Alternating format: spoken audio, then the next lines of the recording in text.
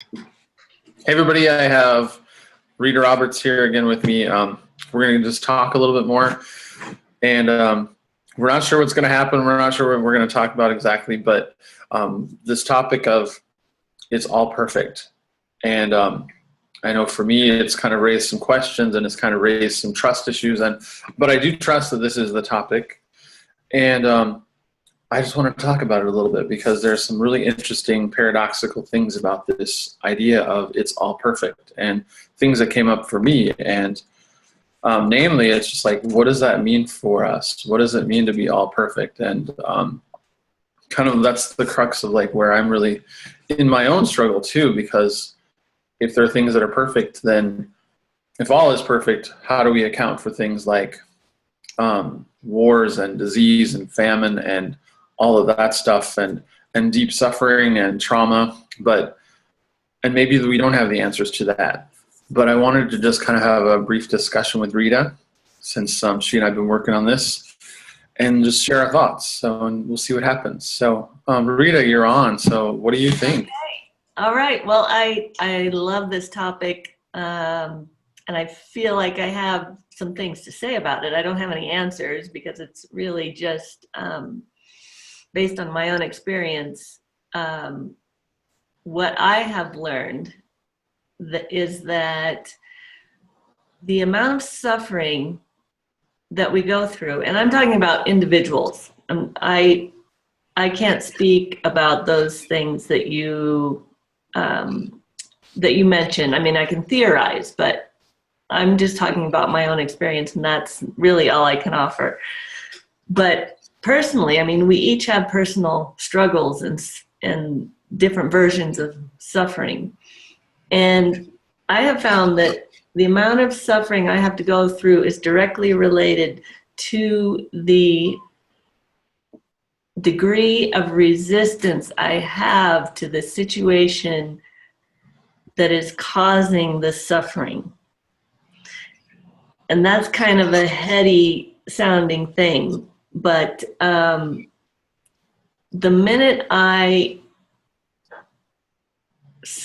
surrender is a word that's been, I have this saying that the New Agers have taken all the good words and rendered them useless. But surrender, the minute I do surrender to the situation and not be holding on to some kind of outcome that I want or that I think is correct, that's when the suffering starts to leave me and I really start to feel what's happening inside of me. So there's a difference between suffering and really feeling. So you can suffer, let's use grief as an example. You can suffer in the grief, feeling the loss or being angry about the loss or feeling like something's not fair in that loss. But the minute you really start to feel the sorrow and the sadness of that and the grief of that, it leaves you. Tears are cleansing. And so you're accepting, maybe not even surrendering, you're just accepting what is going on. So the suffering lessens. That's my experience. Yeah, I think, we can only experience life from our own individual standpoints. Really, we're like right. We're the projection here. And so we can empathize and we have this collective empathy. But I agree with you. I think that to the degree that I resist something is when I start really sort of feeling that pain and suffering, and perhaps that, I'm just thinking about it, perhaps that's the barometer that our bodies tell us that here's a situation and there is a little bit of a perfection that our body can like sort of tell us. Yeah. We're resisting this and we need to kind of come into this surrender to what our body is feeling, that we're this container like Kelsey says, this container that holds this feeling, this suffering, and just to live it. I mean, I'm a year and 3 months off of a divorce, and I feel like there are layers of that still go through me. And if you read my Facebook recently, there I had a little, just with my friends, I had a little relapse for a day of like things being in orbit, and so it's very interesting how there are just degrees of resistance, and after the end of the day and after a nap, I kind of realized, okay, this was probably a very perfect situation to happen so that I could actually feel it and release it. That one more layer of kind of the onion of, whatever process it is, I guess, Right. shows itself. I feel a certain way. I'm like, oh, I'm not ready for this. I'm resisting it. And then when I kind of realize that, yeah, this is here, and I move through it, I'm like, that was probably the best thing for me to do, is to move through that. So now I kind of have a new perspective. And it doesn't mean that I'm not going to suffer. I'm not going to feel that pain. Mm-hmm. But for me, it was kind of like, okay. Yeah, pain is actually, weirdly, a good thing. It's good to feel the pain of who you are at this moment. That, I don't know if that makes sense. That is really profound, actually. That's a really interesting statement. It's good to feel the pain of who you are right now. Mm-hmm. And even if we talk about these things in the world, it's, if the world is us, it's good to feel the pain of who we are right now. It's good to feel the pain of the suffering of the world right now too. So that to me, like, hits me. That's really interesting. That's right. a very cool statement, Rita. Good. It's really been swirling around me lately, and it probably would be incredibly annoying to someone who's really deep in a hole of pain, but it might actually be, it's good to feel, and it might be the one thing that allows them to accept that they are in that deep hole of pain, and when they feel it, they start elevating out of that hole, rather than climbing, rather than digging out, rather than that effort. It when you accept, what am I trying to say? I guess it goes back to that acceptance again.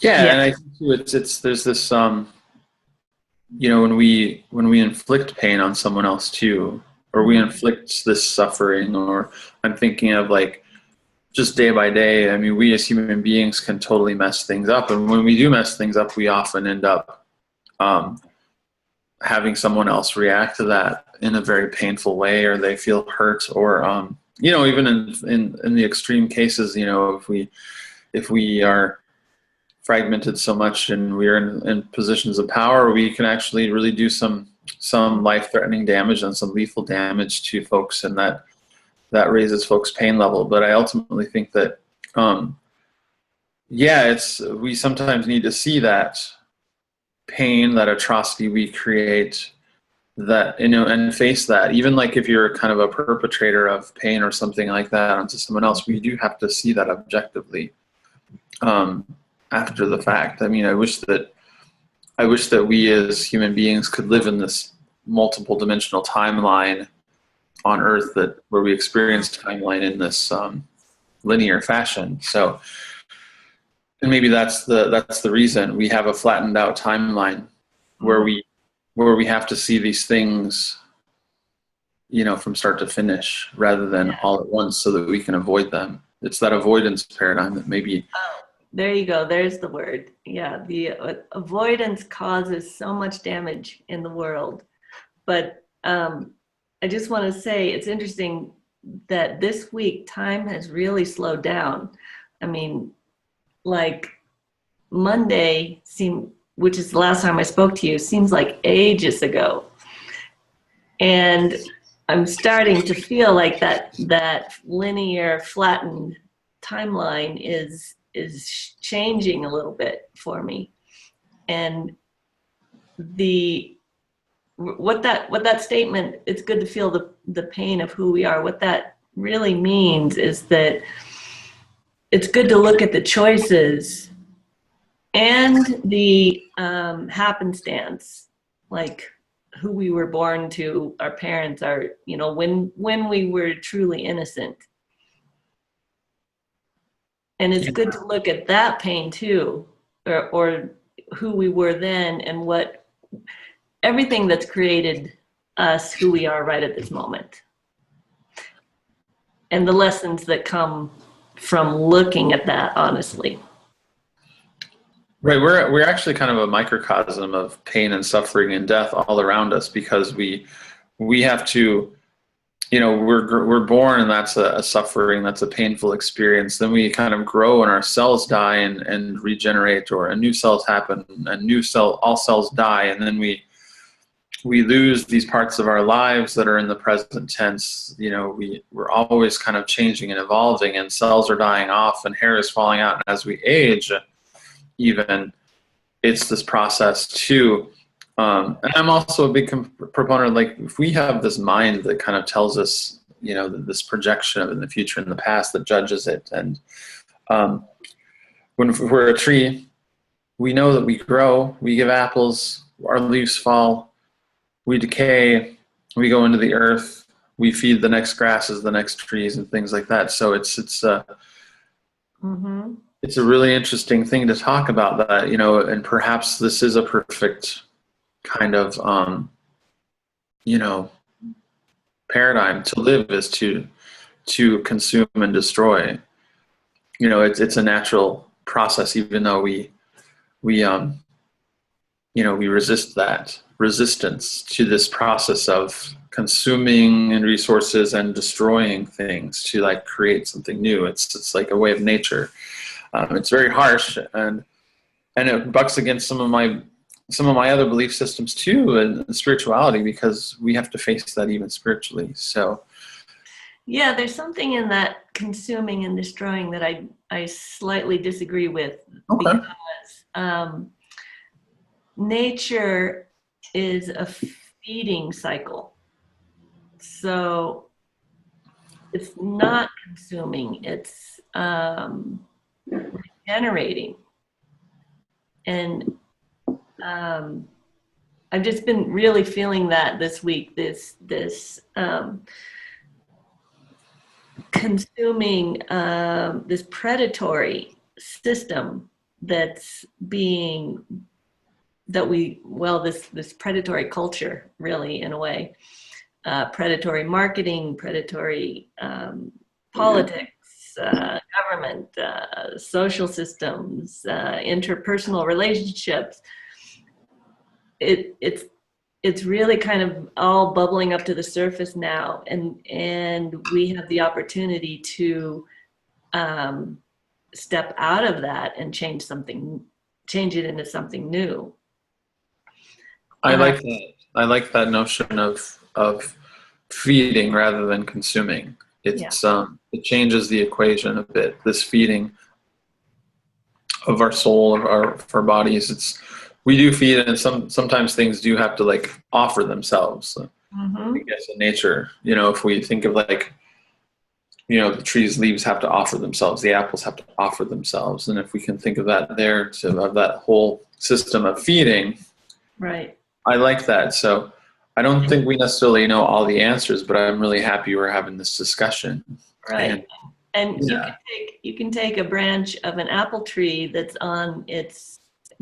going through its life cycle and graft it onto another one, and it can create a whole new tree.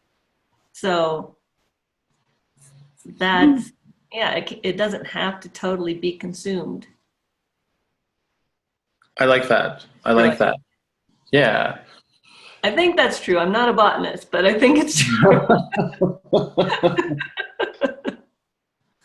Yeah. Maybe in another life you were a botanist, so these are true. Yeah, I totally agree with you. This whole New Age movement has kind of taken our words, and so taken all the really cool words and made them into something interestingly common and well, they're so under-actualized, under truly utilize that they become meaningless. Right, right. Like, and I'm even, guilty of that. Saying terms like higher self and flip into a multidimensional aspect. I mean, they're there, but it's we have to feel those a little bit Right. more. It's right. If you don't feel them, they're not real, and that's the same. That applies to everything. You have to feel it to make it really concrete. kind of just like our suffering.